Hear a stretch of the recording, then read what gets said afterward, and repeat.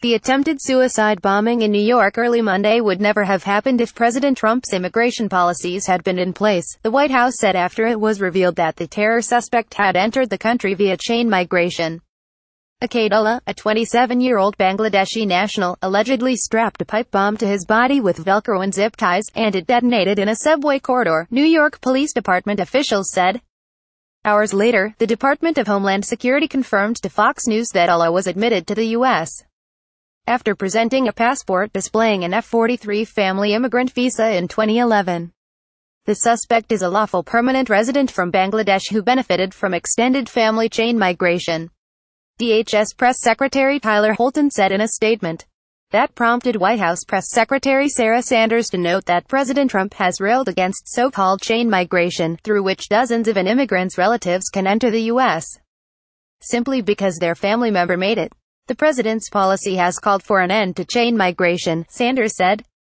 If that had been in place, that would have prevented this individual from coming to the United States. Trump, in a statement, blamed the attack on America's lax immigration system, which allows far too many dangerous, inadequately vetted people to access our country. Today's terror suspect entered our country through extended family chain migration, which is incompatible with national security, the statement read.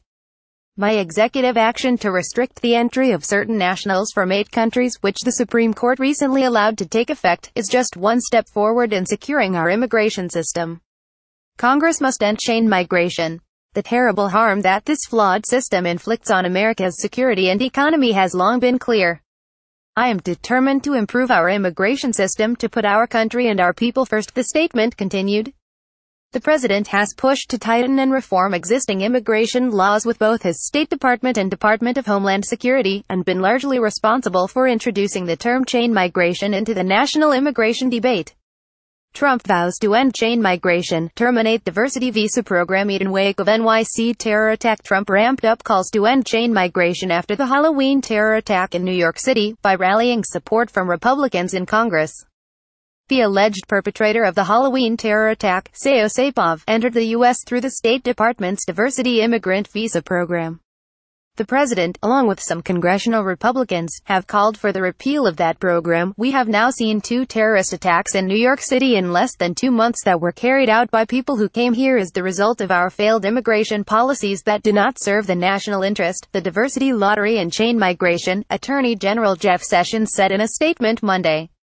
It is a failure of logic and policy not to adopt a merit-based immigration system.